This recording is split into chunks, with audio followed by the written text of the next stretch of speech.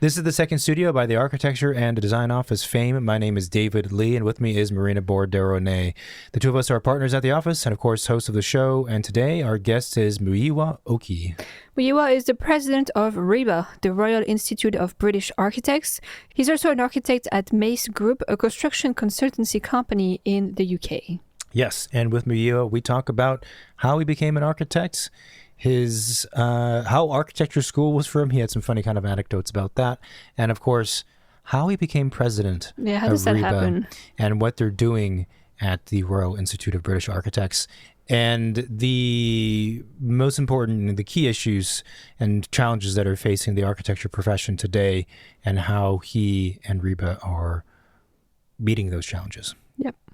Sponsors. One of the best tools we found for specification and project management is Programma, an outstanding all-in-one suite designed specifically for interior designers. With Programma, you can create schedules, mood boards, and invoices and share all your project information with contractors and clients through the convenient client dashboard. Projects can get complicated, but Programma simplifies everything, saving you time so you can focus on design. Start thriving with Programma by tapping the link in our episode notes and use the code SECONDSTUDIO to save 25% on your annual subscription. If you're starting to laser scan your renovation projects for accurate as-builts, a client at some point has probably handed you some wonky CAD drawings from 17 years ago. Enter Integrated Projects, or IPX for short. IPX is a scan-to-BIM platform that converts your 3D point cloud file from any major LiDAR camera into standardized BIM and CAD files. The best part is that their website lays out the price and turnaround time instantly. Start that interior renovation project on the 50-yard line with accurate drawings in 3D and 2D. Click the IPX link in our show notes to get your first instant quote. The Second Studio podcast is made possible by support from Autodesk. Autodesk has been part of the design conversation since 1982, providing the tools that help architects around the globe imagine and create beautifully designed, memorable buildings that people love and admire. Autodesk supports the work of the Second Studio, bringing the architecture community together, sparking curiosity, and leading vibrant interviews with the industry's visionaries and thought leaders. The Second Studio works hard to carry the architecture conversation forward, and Autodesk is proud to contribute to this podcast. You can learn more about Autodesk by clicking on the link in the episode notes. This is the Second Studio with myself, Marina, and our guest, Muyiwa Oki. Here we go.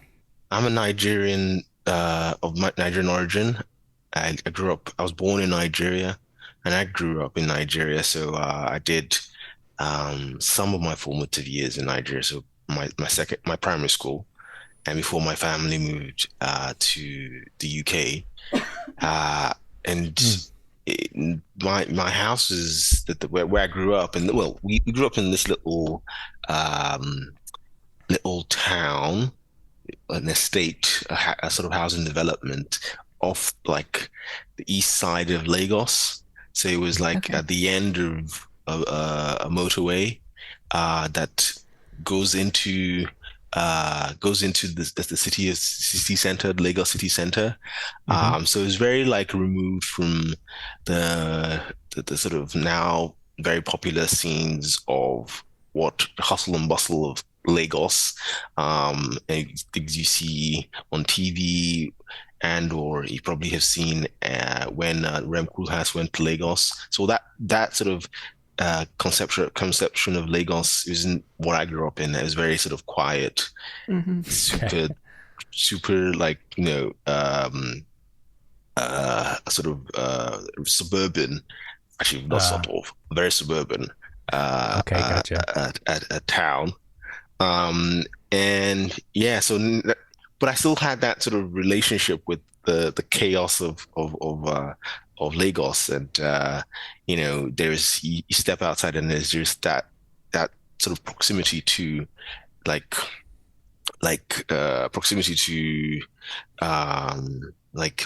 poverty and extreme wealth. You can see both sides, and that obviously touches you in some ways. Moving to the UK, I grew up in South London. But I support a North London team. Don't tell anyone about that. And again, it was very suburban. It's like setting, and I think it was only until I moved to Sheffield and got to see a different world. not like not too that was very dissimilar to what I grew up in, that I started to open my eyes as to what I wanted. And also going into university, I remember always really was very intrigued about like deconstructivism and that sort of that postmodernist movement. I don't know when it was started. I think in the 1980s period, that sort of like new age baroque movement where straight lines was like a sin. And I think that was maybe that growing up in these more manicured straight suburban um places sort of made me yearn for something extraordinary. Yeah, that's fascinating. I'm also wondering, what was the reason for moving from Nigeria to South London? And it sounds like both are kind of suburban places, but they must have been quite different culturally beyond that. Yeah, it's my parents. It's they in some ways very much economic migrants. Better Hmm. lives for their children, new better job opportunities, and things like that. So, they had always had that in mind, and you know, we just followed along. I think it was actually something. I remember when they pitched it to us. It was something super exciting. We get to see snow. Uh, So yeah, we were very excited as kids. We were very excited to actually go there, and we did. I remember we did a couple of trial sessions, Hmm. because my parents have siblings and family across the world, actually, in London, in Belgium, uh, and things like that, and we went. I remember we went to Belgium for like a summer, a really long summer, and we went to the States as well. So we tried we tried different. We were shopping around, you know. Yeah, Yeah, yeah, yeah. yeah, that's smart. That's smart. And they chose London, and we followed. So you arrive in London, and it sounds like you were there kind of just before high school. I don't know what it's Yeah, called. And yeah, okay, secondary school. Yeah, secondary school. Okay. yeah, Um, and so at what point? And you studied at Sheffield yeah. University of University Chef. Sheffield. Yes. So how did you decide that architecture was going to be something that you pursued? How were you exposed to it? Did you have a relative that was an architect, or?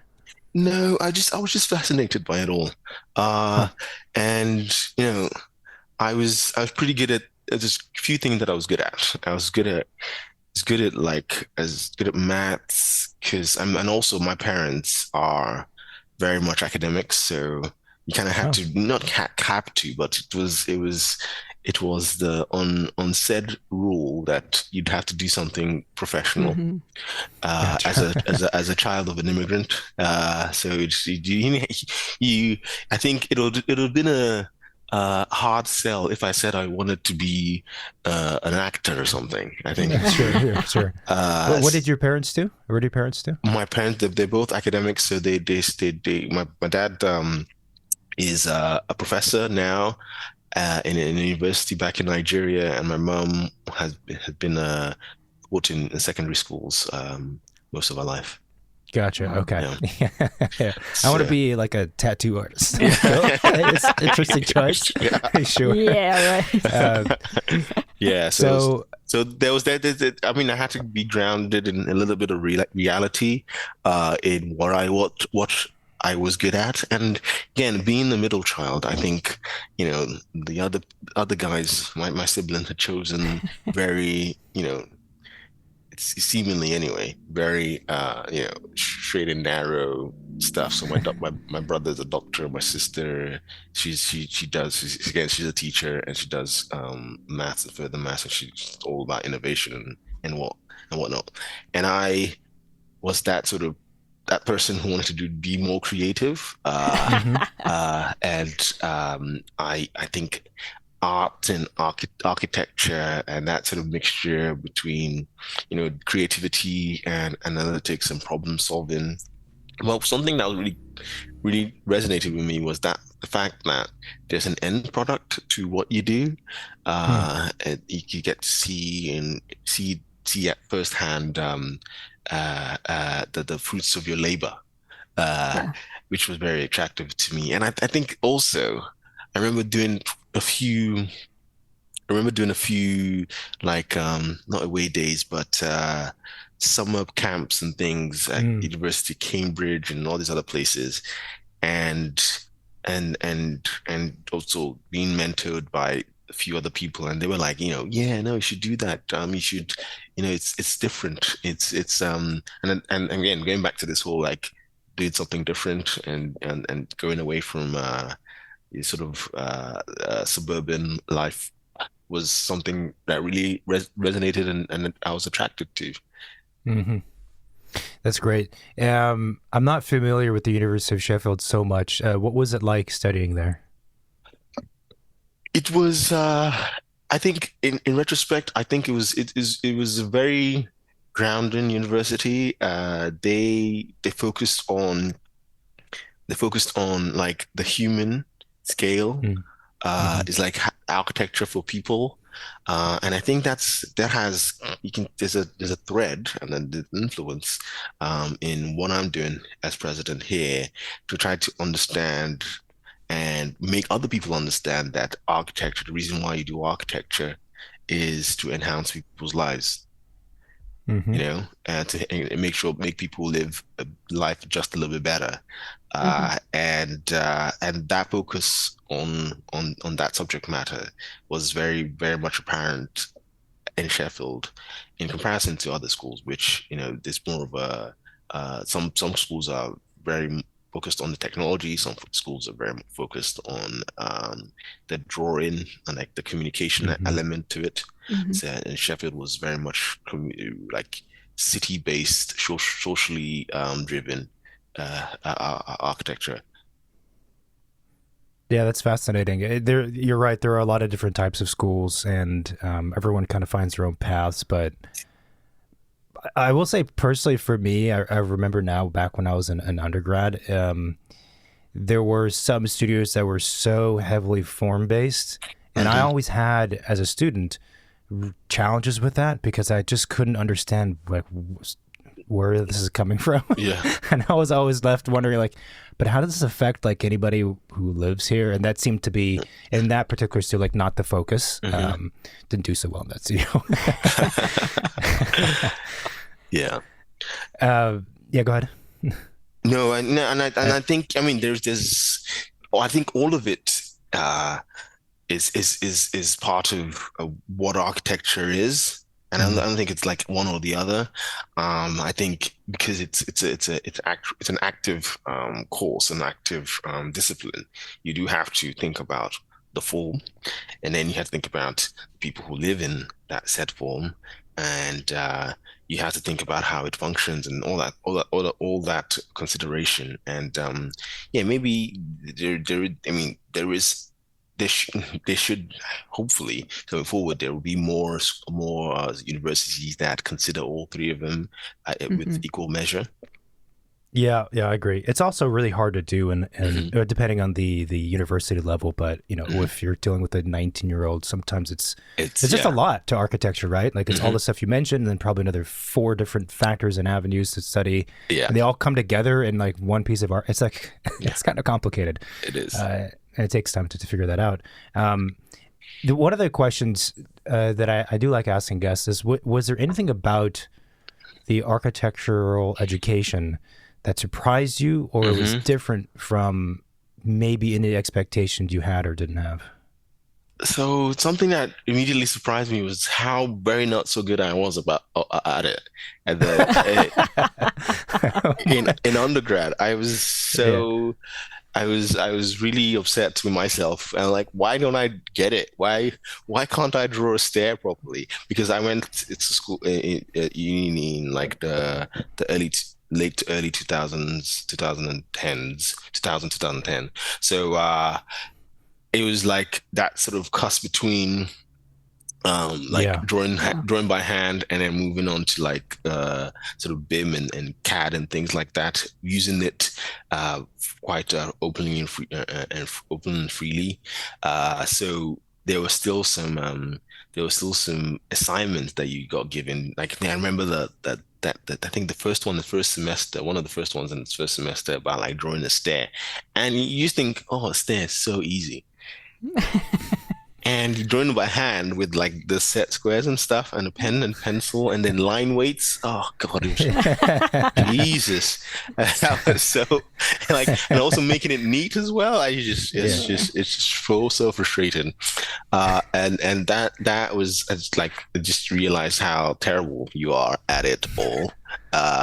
Almost that sort of section of it is quite opening, and I really focused a little bit more on like the written stuff. So like when you had to like write about how you feel or what you thought about a particular subject matter. That's what I focused on in that first year. So yeah, that's what I found particularly, if I remember correctly. Great. Yeah. Are you better at stairs now, or is it still? No. So Revit and BIM just draws it for you, so it's great. Never again. That's funny. It was the same for us. We were kind of like at the cusp of the hand drawing and where the technology started to be more and more present in school. Yeah. And I have to say, I think we probably. It was probably a good thing that we were in school at that moment, because we got to experience both. I honestly can't imagine being a student now and just basically learning the computer. Like like my brain wouldn't develop in the same ways. I know. Right? Well, yeah, there's pros and cons, and I think now they have AI. Yeah. And I remember when I went to one of the end of year shows, and a guy, one of the guys was showing me around, who was like, "Oh, this was done by AI." I'm like, "Wow, it's there," and that's good. I was surprised, but also pleased by the fact that the schools are embracing these new technologies quite early on. The AI thing is obviously the two letters everyone likes to say these days, and I think in architecture it's tricky because it is very powerful already, and it's going to become exponentially more powerful in the next 5 years. Yeah. But I would agree. All of us as a profession and as the academia has to think about what it means and interface with it. I think probably the worst thing we can do is ignore it. Yeah, definitely. And I think we are at RIBA, again, just not to just jump straight into what RIBA are doing, but we have an expert advisory group this year, which I helped set up, and we are researching with the help of other experts across the industry about how to integrate and use AI, and also help us as an organization, as the Institute for Architecture, to guide our approach going forward. What we need to be saying to our members, what we need to say to the architecture profession when it comes to AI.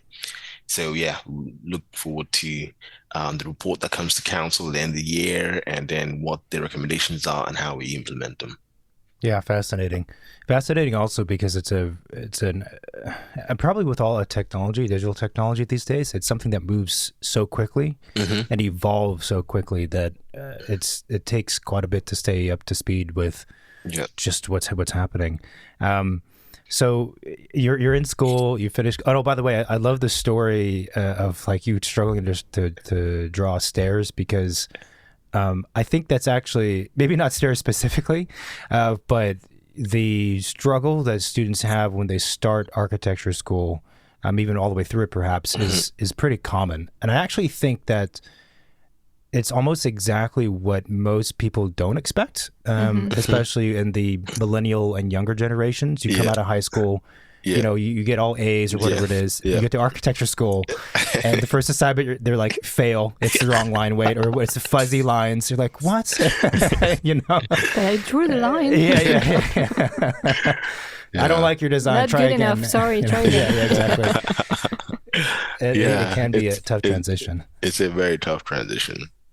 And then also, I think what's also quite debilitating as well, sort of adding salt to the injury, is the fact that some people are actually quite good at it because they did, I don't know what they did, but like they did something at secondary school, or their parents were in arts or architecture, so they're already exposed to it.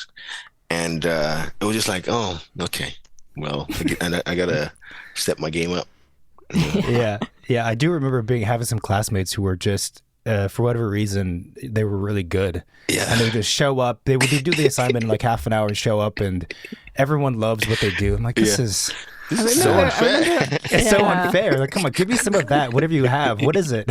Or like model making, you know, you could see the kids that were really struggling at cutting the cardboard and like gluing it very cleanly, and others who didn't have that much issues. Like good times. I had one friend who is still my friend, actually.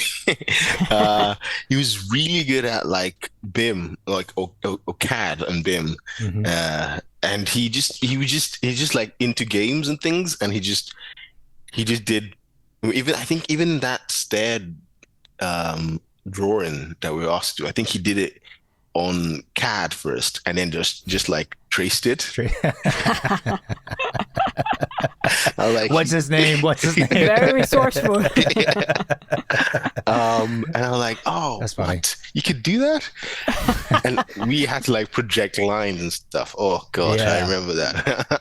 Vanishing points. Oh, and all those things. Yeah. I don't know if like perspectives are taught or required anymore to that degree. I don't think so. I don't think so. Yeah. So, and then you end up getting a master's in architecture. Yeah. Also wondering what prompted you to get a master's instead of just finishing with the BA and, you know, practicing right afterwards. Yeah, I think I was very sort of laser focused on achieving the title architect. That was one of my main goals. And if you had the goal, I've had a goal since I was like 16, 17 years old to be an architect. And part of wanting to be an architect again was the fact that you knew what you were going to do, and then that the getting the title, getting on the register, in my view, and still remains my view, that it's the stepping stone to the rest of your life. It's like it's not the end goal, but like one of the many goals of your career. And when I talk to students and the next generation, I always tell them that who always think, oh, maybe I should do 2 years out, or maybe, you know, I'm sort of pontificating about the whole course. And again, having some of the doubt that I had, I always just say, just do it. Just do it as quickly as possible. Get to the register, and then the rest of your life begins.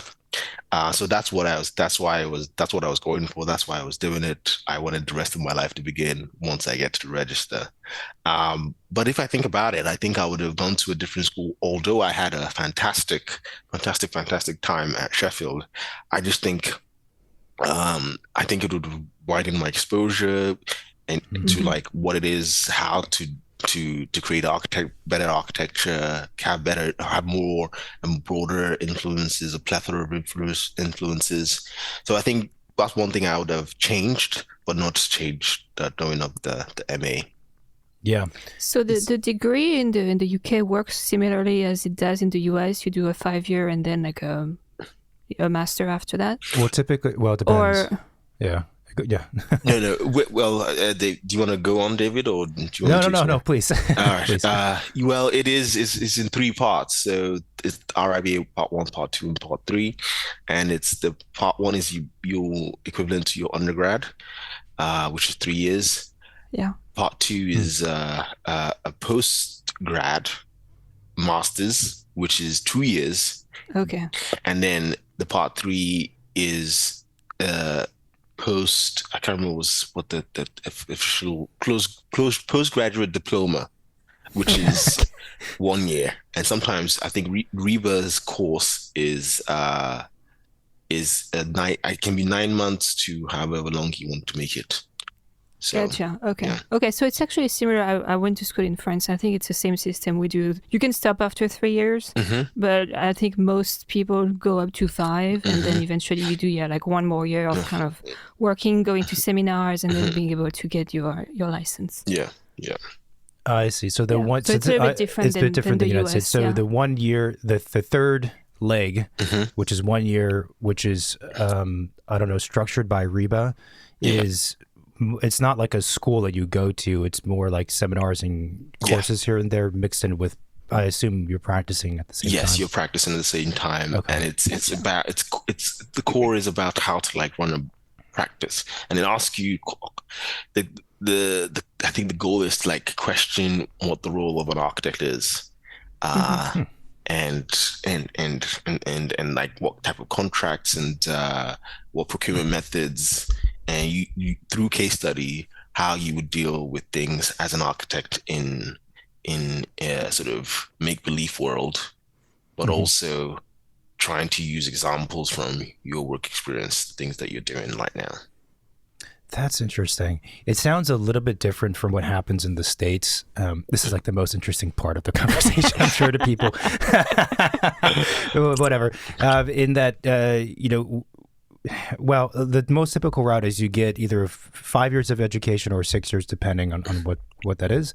Then afterwards, you can become licensed, or actually you can become licensed during that. But the equivalent of the third leg, the third chapter, is a series of exams. I think there's like 6 exams now. Yeah. But the Fun content, times. Fun times. Yeah, fun times. But the content of what's covered in those exams is, if you ask any architect, they would tell you it's not really any way to measure whether or not you'll be a decent or good or great architect. Yeah. Or not even a good architect as a business person. Yeah. It's pretty removed from reality, some of this stuff. It's kind of a hodgepodge of questions too. It's not just about, practice and working with clients and contracts. It's a mix of codes and local regulations. And, Yeah. it's kind of strange. It's not honestly. very useful, is what I'm No, saying. it's expensive. It takes forever. It's exhausting, and Yeah. Is it multiple doesn't choice really as mean well? anything. Because I think Yeah. a friend of mine I met in summer. She lives in Chicago now, and she was telling me, "Oh yeah, I just finished my exams. It was such a stress." And I'm like, "Wow!"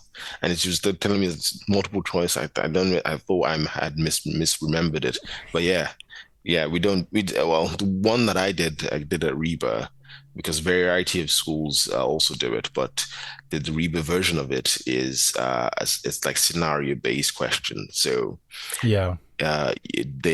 it has this really long, basically sometimes mostly an email or memo, like a mock email that has come to your door or to your desk, and you're like, this has happened and this has happened and this has happened, and everything is going crazy in that office that day, and your boss is gone. What do you do? I like that.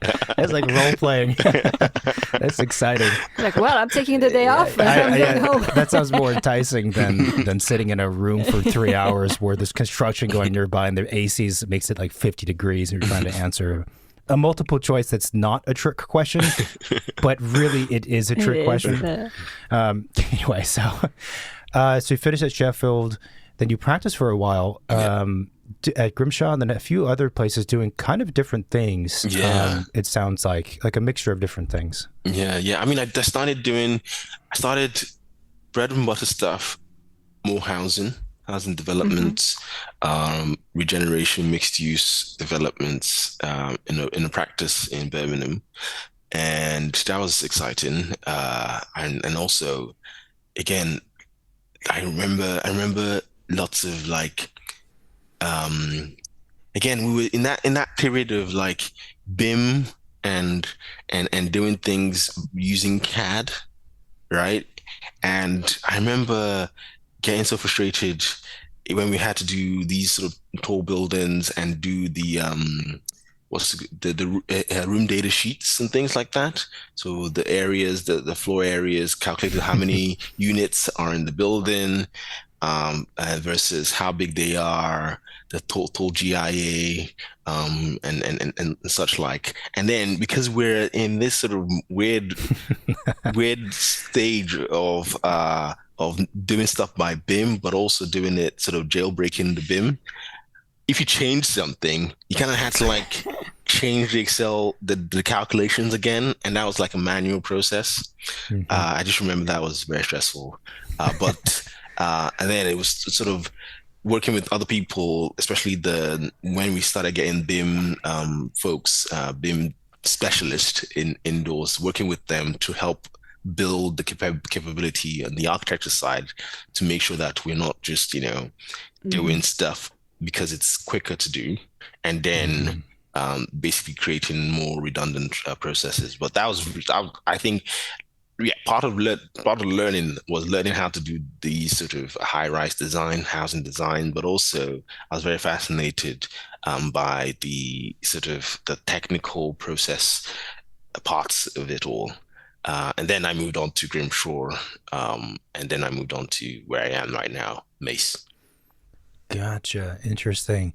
The and for a brief period, I think you were involved with Modular. Yeah, is that right? And yeah, that was more of a digital computers technology kind of company. Yeah, yes, it was. It was. So it's something that myself and my friend we started a few years ago. Now it's wound down, but we were very fascinated by the idea of using digital twins in architecture and how we can make that a thing, especially on a sort of residential scale when people are doing the housing remodel. And we started with a question about like, what information does an ordinary person have about their home, and how can we help give them that information to help them do anything they want to do with their house? It turns out that not that many people want it. They just want. I mean, my sister is doing a refit of her kitchen and bathroom and stuff, and she couldn't care less about any drawing. So, my dad is similar, so I feel you. I was wondering, what does the term digital twins mean? So it's like a replica of a digital replica of your physical space, and basically it's an up-to-date model or up-to-date series of information of everything about your physical asset. So the floor to ceiling heights, the doors, door heights, widths, lintels, and all that stuff like that, keeping that all up to date in the digital space. That's what we're trying to do. And interesting. Not many people wanted to pay for it. Well, you started it on your own with your friend, which is pretty phenomenal. It's a tough thing to do in that space. It actually reminds us that what you're describing is one of our current sponsors does that, but they don't focus on houses. Mostly they focus on large scale, like commercial buildings, where those buildings and people who occupy them need to know, what's going on. And this is, not necessarily a brand new idea, but this is what they're attempting to do. Quite success. But it's tough. It's a very different space from architecture. I mean, it's related to architecture, but it's a different thing. That whole business of architecture is something. And I think what something that fascinates me as well is just that, how architects can use their skills across the built environment is something that I'm very fascinated on, and I want to encourage as much more architects to build and design different types of architecture service businesses outside of just the traditional boutique design consultation service. Gotcha. So you're thinking possibly even things like digital products, anything. Yeah, anything. If it has anything to do with the built environment and servicing the built environment, how do you do that? It doesn't. Hmm. I think.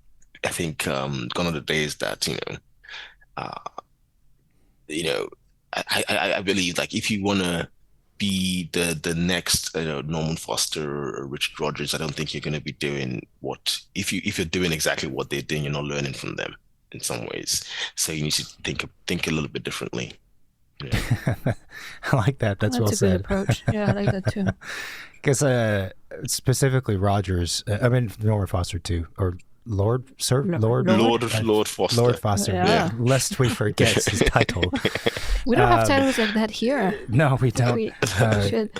But in the early days, like they did some pretty radical work. They were they They were were disruptors. radicalists. Yeah, for Yeah. sure. Yeah. But it's kind of sometimes hard to remember that, I think, now that they're so established. Yeah.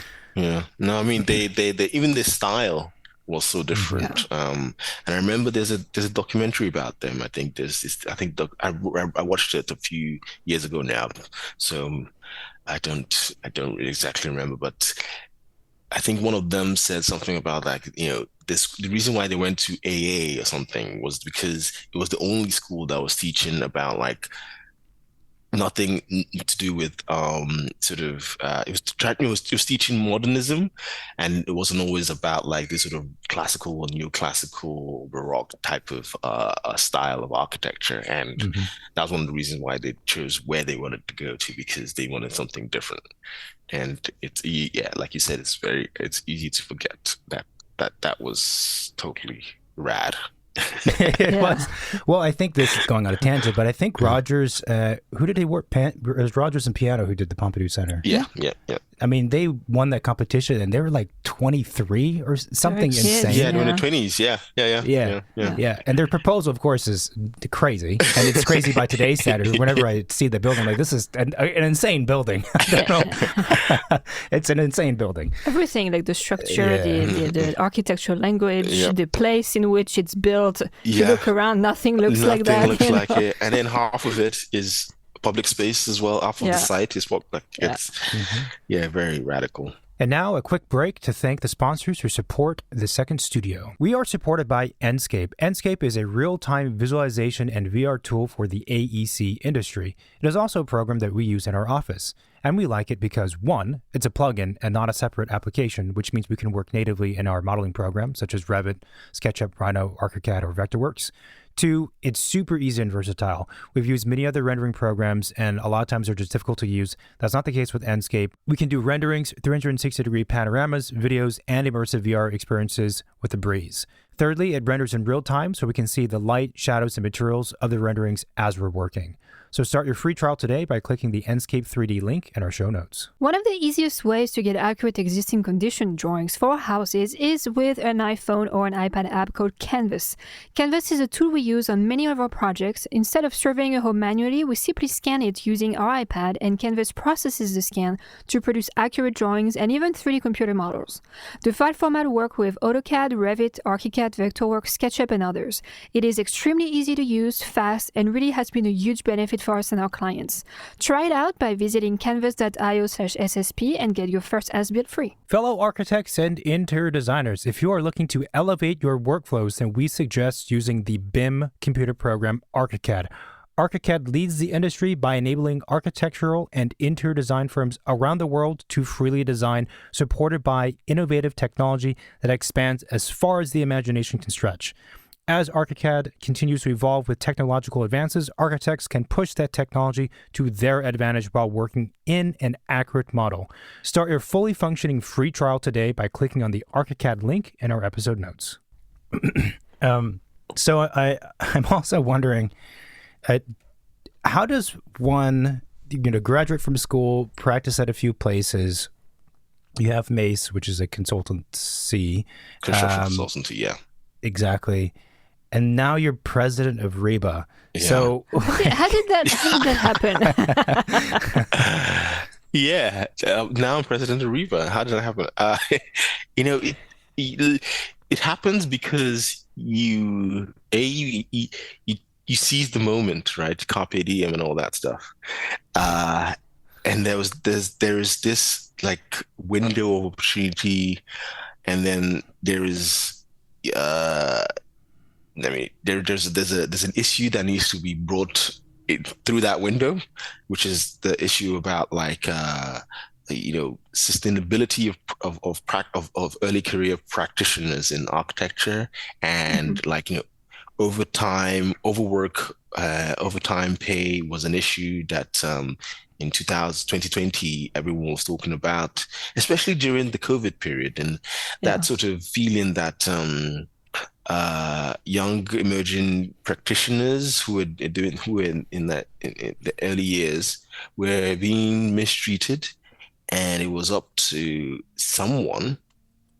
I thought it had to be the institute that represents architects to address the issue head on, and the opportunity came on that the president, the role of presidency was up for nomination. So, you know, working with a group that supported me and a couple of friends um, who also were pushing me to do it, and sort of like encouraging me to do it, saying, you should, you've talked about this, because again, if you bring any two or three architecture students or early career architects together, they always complaining about the same thing, and this Mm-hmm. was an opportunity to make sure that the thing that we generally just like take for granted and complain about, so we are actually trying to suggest solutions for it, as opposed to just perennially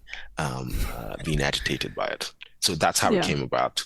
But the process of getting on the ballot and getting here is that you have to have 60 members of the institute back you, Huh. and Uh-huh. to get you to the main ballot. So that was a scramble.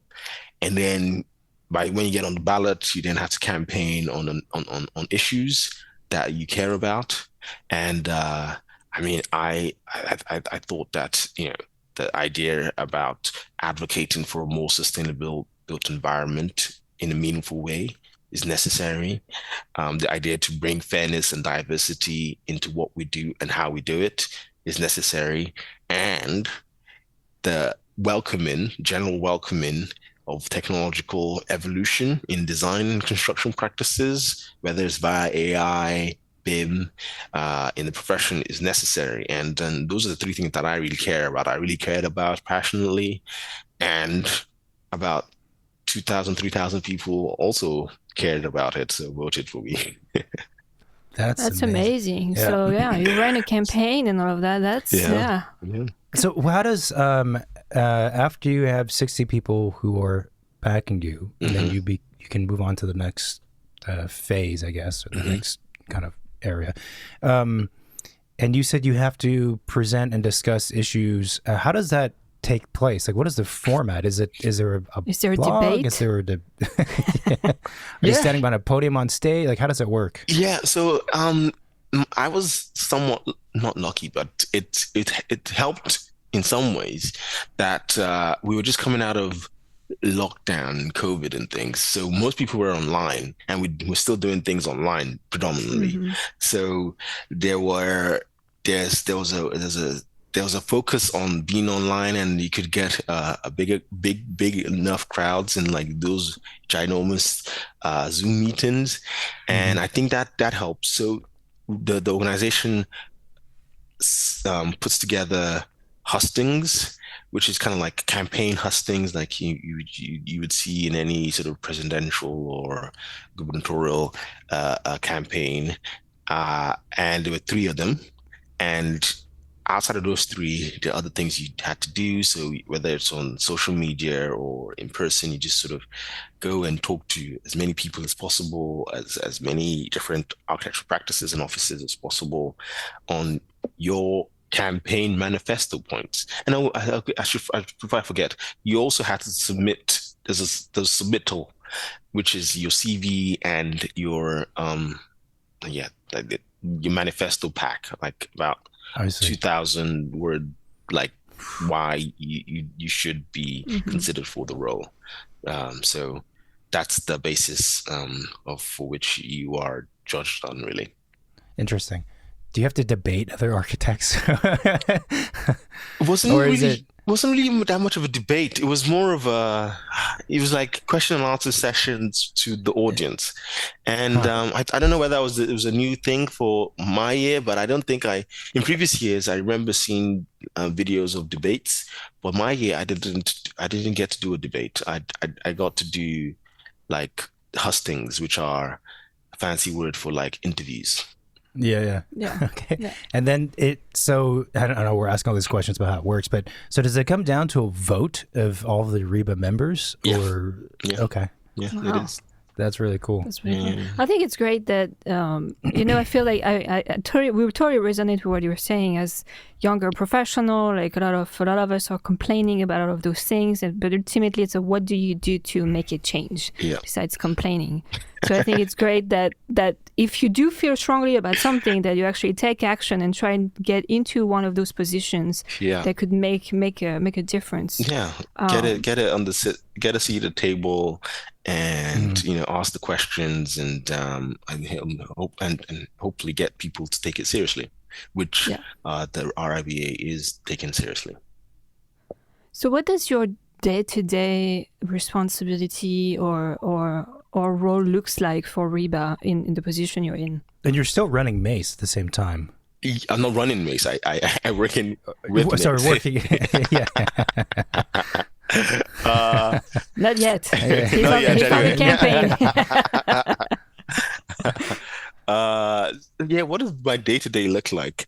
I think it's varied, but the cool thing is of the core role of a president is two things really. It's to be the chair of council, which is an elected body, and ensure that the expert advisory groups, so the insights gathered from the membership and other places, are being funneled through the organization, and the organization is current on issues, right? So issues when we're talking about issues to do with fairness, and to issues to do with sustainability and built environment. What's that body of knowledge? How are we refreshing the body of knowledge within the institution, within the organization? And again, it is to and as a president as well, you are a board of trustee. There's a title called ex officio. It's Latin. I forget what the Latin meaning is. Basically, you're just sort of like you're transported into the board to Mhm. sit on the board as well, to give oversight on how the organization performs, and what the organization what the priorities of the organizations are, and help influence that.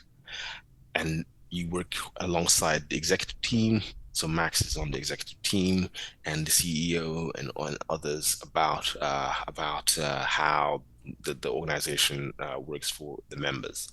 And then outside of that, those core roles is doing more advocacy work. So working with the policy and public relations teams to be the face of the organization to the public.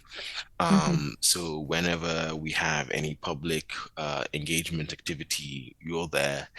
If you have an award ceremony like our Sterling Prize, which is one of the big awards for architecture in the UK, and I'd probably say globally, the best again this last couple of days we just released the shortlist for the six number projects that were shortlisted for the RIBA Sterling Prize. Again, you are the host on that day for the Sterling Prize event, and I think what we've learned is that the one thing that our members, above everything else, one thing our members want from an organization, which was set up almost 200 years ago, is that we should be advocates to government, local and national, about the concerns of the built environment, because not one architecture practice or studio can do it on themselves. They can't they can't like sit on roundtables with the government when it comes to housing and planning, or when it comes to infrastructure design and things like that. So they want the RIBA to be the vocal voice, leading the charge, and ensuring that the needs and the issues that architects are facing are being addressed by stakeholders in the built environment. So that's one thing that, as a president, you do. Interesting. I find it sounds like a really, small really task. fascinating. Second? It sounds like a A pretty small small task. Yeah, it task. sounds easy. It's very easy. There's something you said earlier about it was sort of related, or it reminds me of this. You said something about architects having a seat at the table, and I forget what part of the conversation that was, but it reminded me that I think, and this also ties into you saying architects feeling, younger architects feeling the options to do different things potentially outside of just traditional architecture. And venturing into kind of the space that you're describing, more like public policy, let's say, is super critical. And having organizations like RIBA and yourself is critical. I also think it'd be great, I'm biased as an architect, but it would be great if more architects, good ones, ended up in positions where they are basically government officials and they're working public policy on that side of the table or that side of the line. Yeah. I think that would be really great. I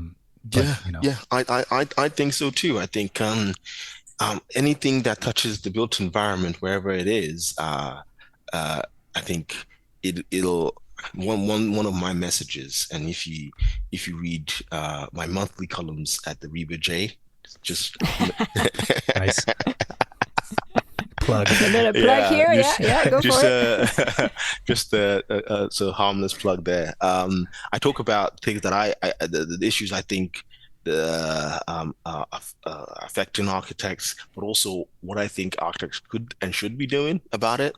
And one of my recent columns that I really enjoyed writing, and also got quite a lot of positive feedback, was this one that I called "We Can't All Be Artists." And it's just this sentiment that, when I was in university, the idea of, being that lone architect, sketching, the future skyline and doing all this fancy stuff.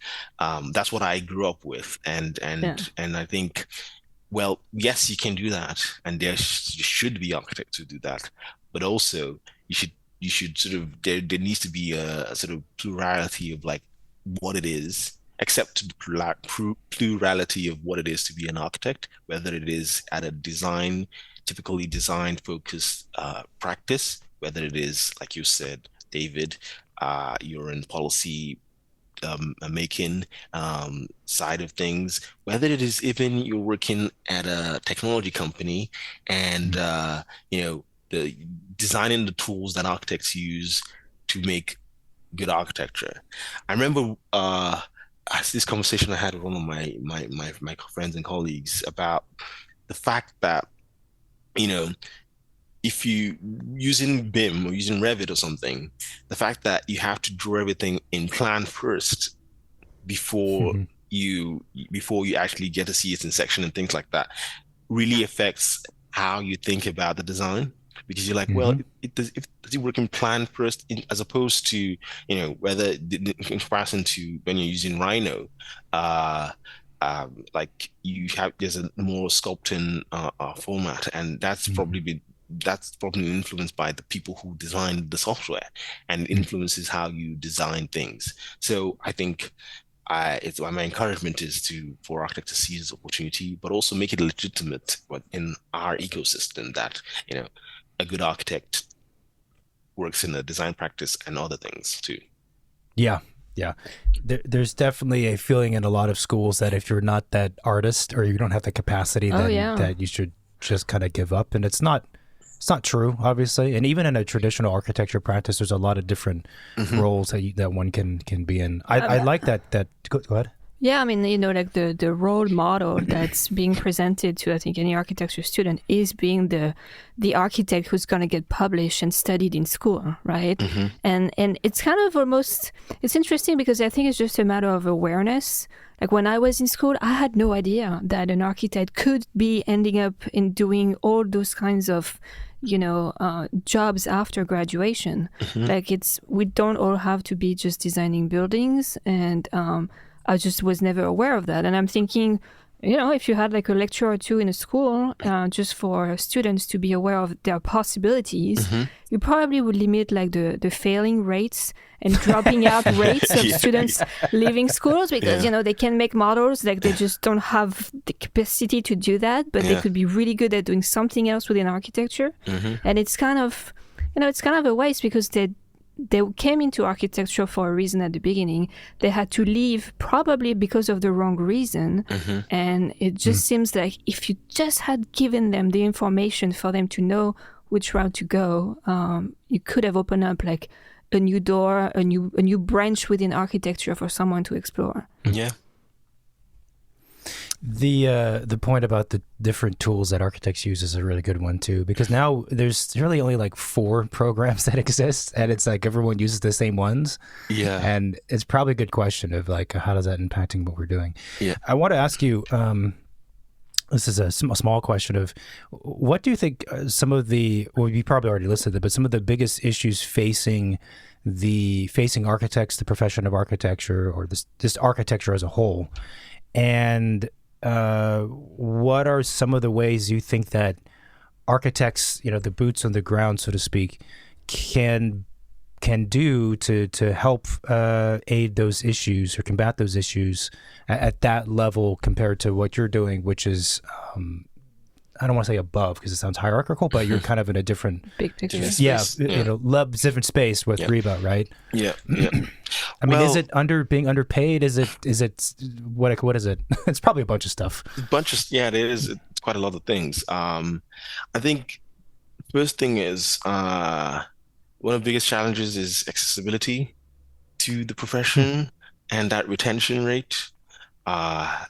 Again, at council, when we had a debate about workplace and well-being, we got a few professors from different architecture schools to give us like a grounding of like what picture are they seeing in terms of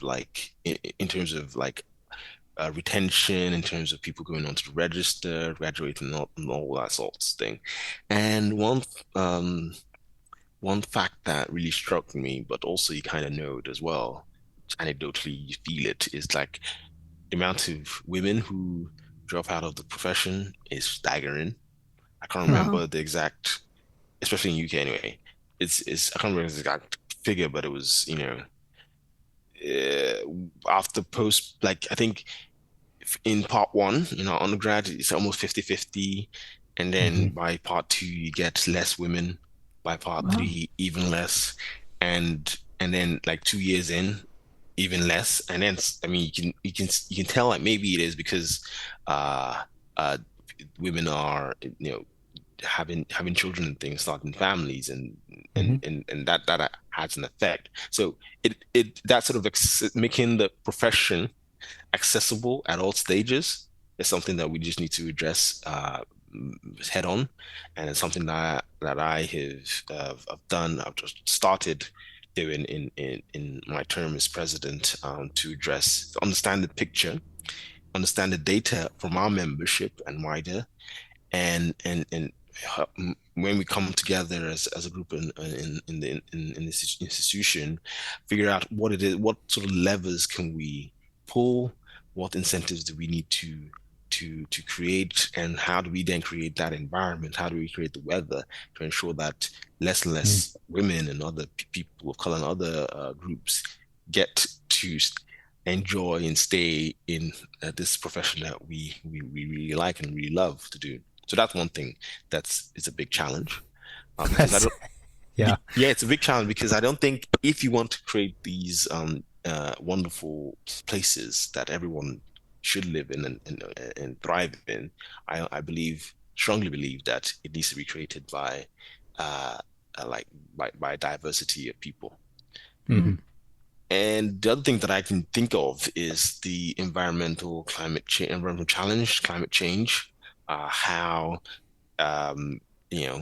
what people specify, the boots on the ground, as you say, what did they specify, and how they use materials, and how they use systems in which we're creating the wonderful environments that we all want to live in.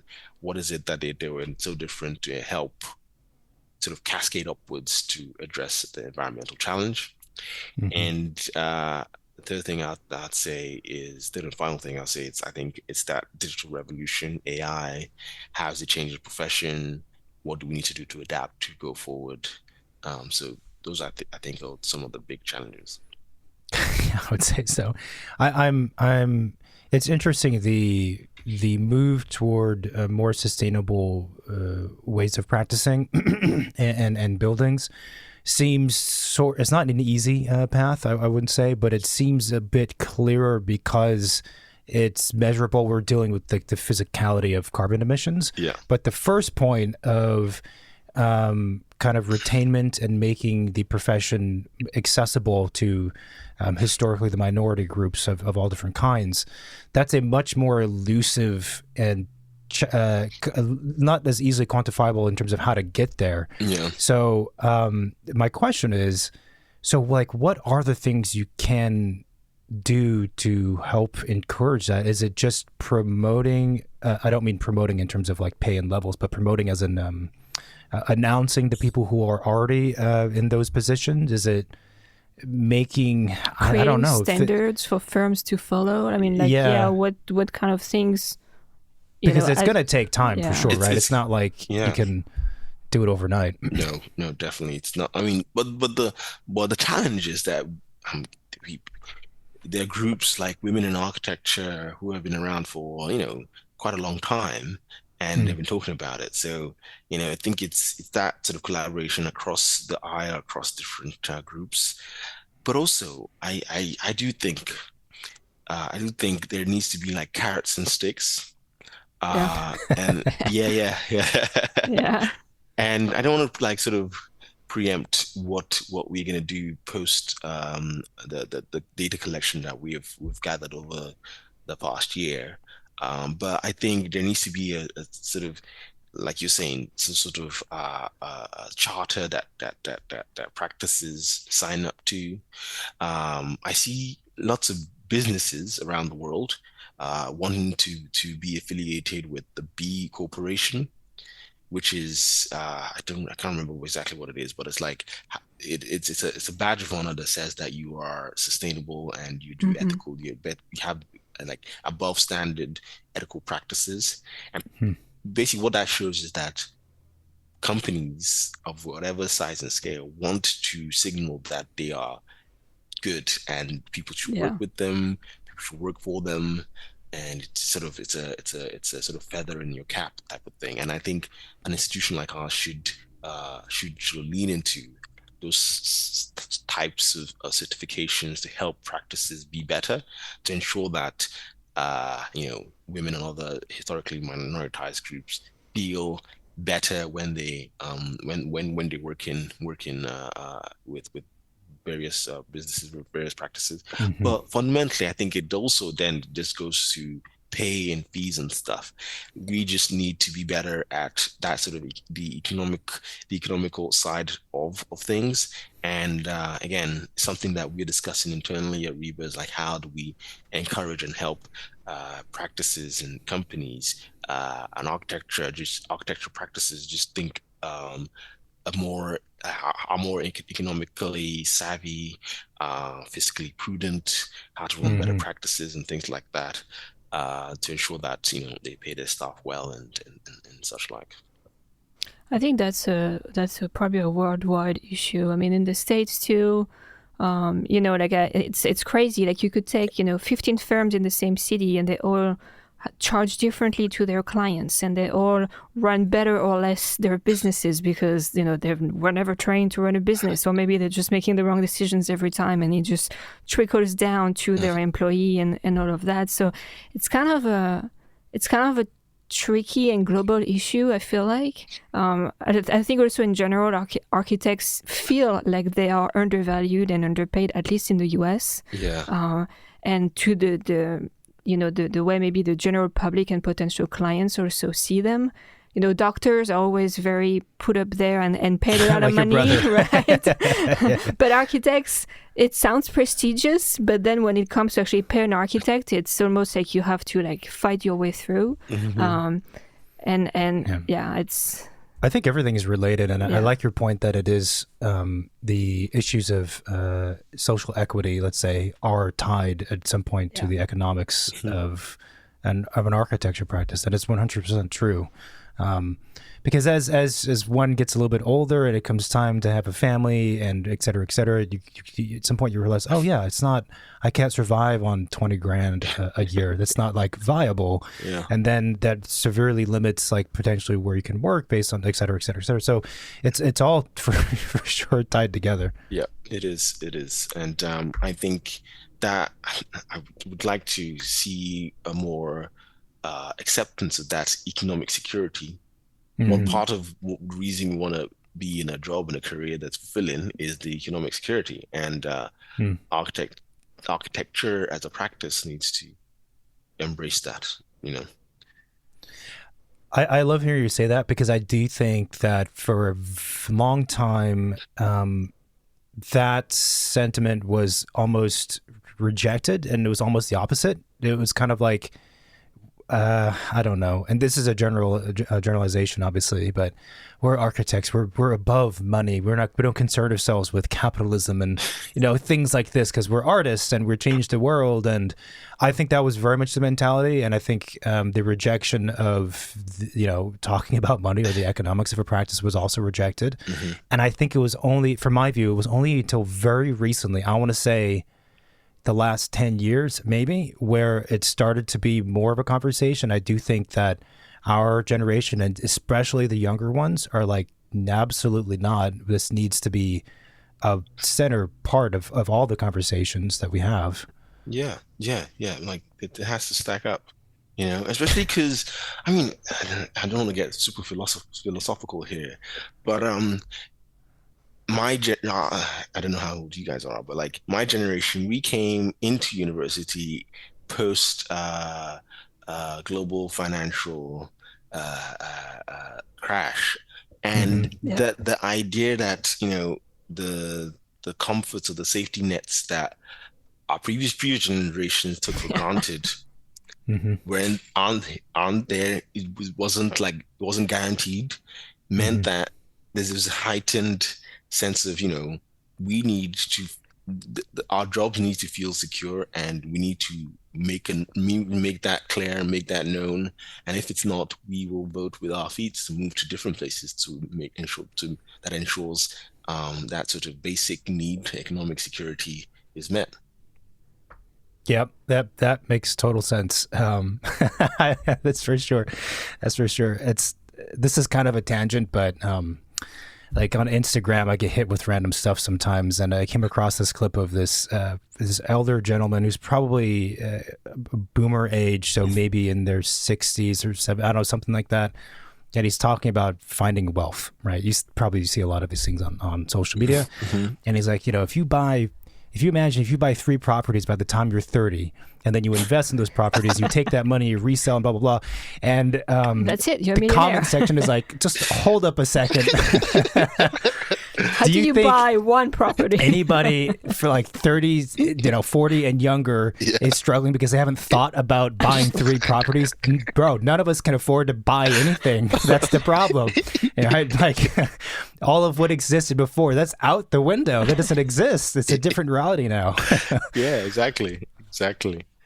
Yeah, that's it does make me chuckle sometimes when you see those things, and like, well, just and I did, and one that really frustrates me and also makes me laugh at equal measure is the Amazon drop shipping thing.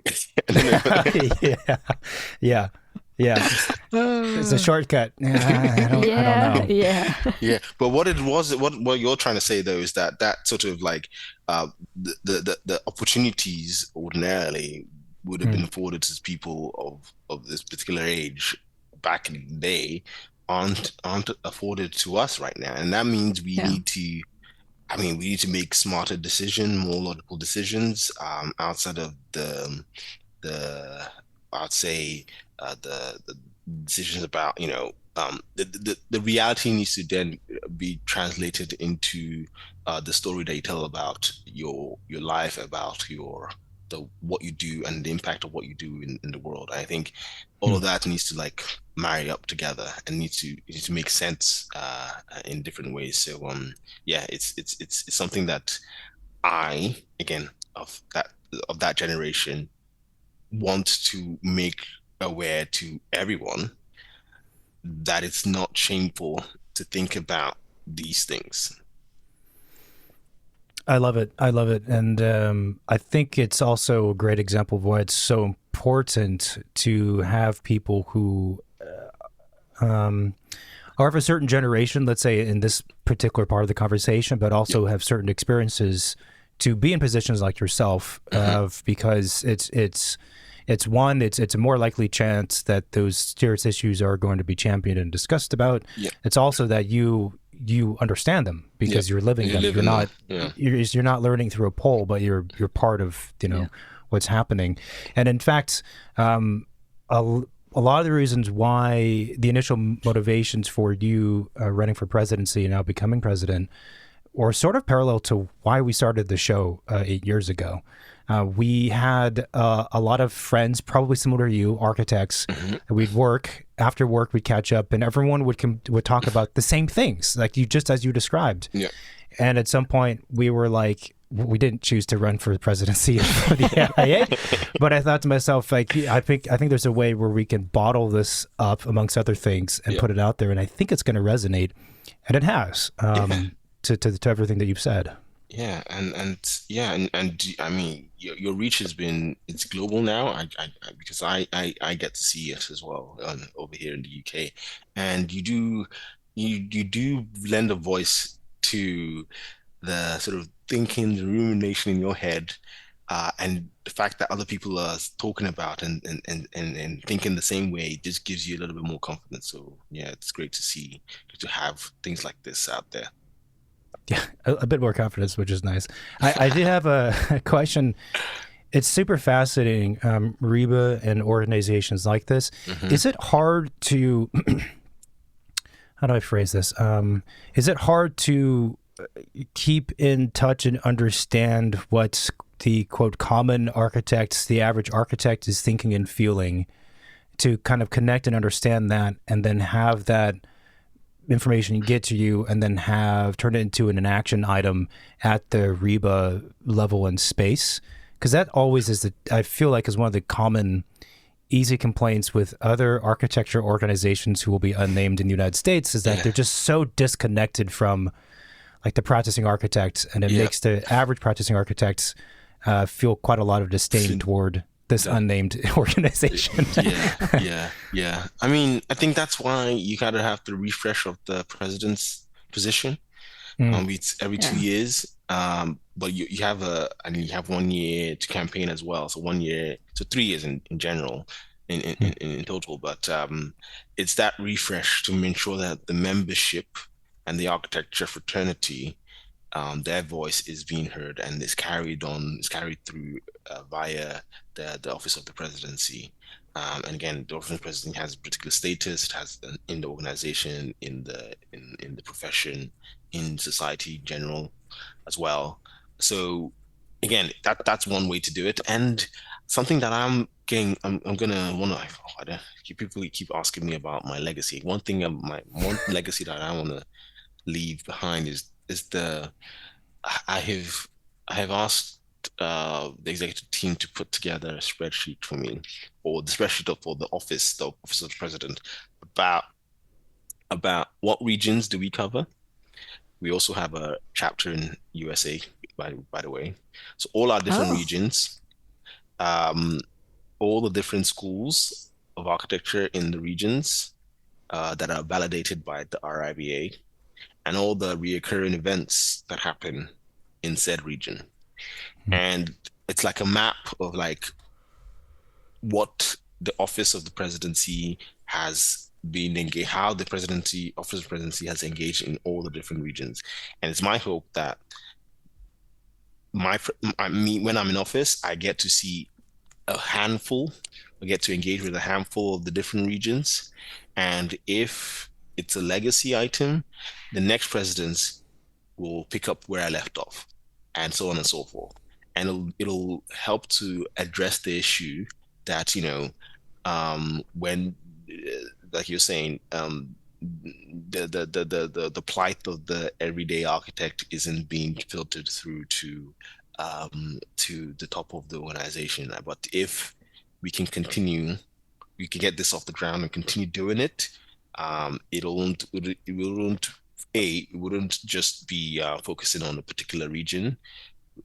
For us in the UK, it's London. London always gets not bad rep, but it's always like an accusation that, oh, it's very London centric and we're not as engaged across the regions in the UK and in the world. But if we don't have this sort of spreadsheet, this like map of, okay, we have been to Manchester, we've also been to Newcastle, we've been to the Gulf, we've been to the XYZ, and engaged at their recurring events. That's one way in which to just demonstrate that we've listened, and although maybe we wouldn't implement everything we listen and we hear and listen to, but the fact that you're there, you're listening, and you're showing up, showing your face, I think it's some reassurance that there's a system in place to do things. Yeah, that's great. That's great. I'd asked you earlier what was the one surprising thing about architecture school, and I'm wondering the same thing about your position as president. What's been something was a surprise or a challenge, or I mean, there must, because I'm at the way I kind of view it is it's got to be, based on your description, it's a very different set of responsibilities than being an architect at Grimshaw, for example. It is. But at Grimshaw, I think something that prepared me for this role was at Grimshaw, we used to have this thing called Friday at Fives, and it was a Friday at 5. If you were really stressed for time or had a deadline or whatever, we had a what's it called? A big open floor atrium area, and with seating and things like that. And because Grimshaw is an international company as well, we have offices in the Americas, in Australia, and other places. It was a time to share news across the different regions. Cool. And I put myself forward to be the newscaster, to read the news from time to time. And yeah, it was I think it was as a way for me to just like let your head down and just be funny and do funny things. And I really enjoyed it. And I mean, I started off really, really scared about like speaking in public, even though in architecture school, you speak in public all the time. You stand up in front of everyone and present to your scheme, however bad it is. But just doing something different, like reading a sheet of paper, was always very scary. But anyway, I got over myself, and I did that for a couple of years. And well, what am I trying to say? Well, that prepared me in some ways me for this role.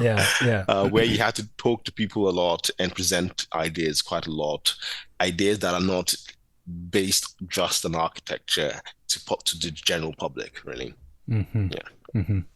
It's so interesting. Our last question, because we're coming on the time, is a very easy one. What is your favorite building? Ooh, that's very hard. I know. You sucked me into. I was like, yeah, this is easy, and then it was really hard. You can have a couple. I can have a couple. Oh, so when I was I remember when I was writing my application to university, my favorite building at the time was what was it? It was this building by Frank Gehry in the Czech Republic. It's called the Downton House or something like that. And it was basically a reconstitution or a refurbishment of end of terrace museum public building, and the way it sort of like clashed with the existing was something that was, again, like, it's very avant-garde, and I really liked it. But since then I've moved away from deconstructivism in that sort of type of building. And one thing that the one building that really, like, I really like going to, and it's in London, is the Barbican Center. It's a ginormous bit of brutalism in central London, and it shouldn't, I mean, when you look at it, it shouldn't work at all because it's so gray, and London is gray most of the time. But because it has lots of different feelings, lots of different spaces. It has a museum, a cinema. It has some outdoor external green spaces and water features. It's just that, like, bit of central London oasis that you can do a variety of sort of everyday things, from, just meeting your friend to, some of my photos that are professional photo shots have been done in the backdrop of the Barbican. Nice. It's just like that sort of everyday, super functional building done in the 60s and doesn't look out of place now in 2024. So that's amazing. That's I admit that Barbican is not something I knew by name, and I just looked at it whilst you were speaking. It's a crazy building. Yeah. And if England and London is a place on my list to visit for a long time, I will definitely have to see this building. Yeah, you should go. It's and you can see there's lots of things to see, and you can't see it in one day, and just you can always see from different angles. You get a different impression and expression of it. I love it. Muyiwa, thank you so much for making the time on a Friday early evening for you, UK time. This was so much fun, and I hope to continue the conversation. Thanks for coming on. Thank you so much. It was really enjoyable.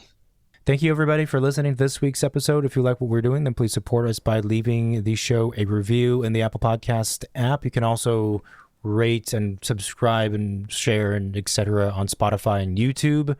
And we also have an Instagram account, which is Second Studio Pod.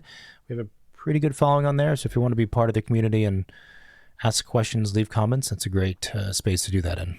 We also have the hotline 213-222-6950 that you can call, text, leave a voicemail.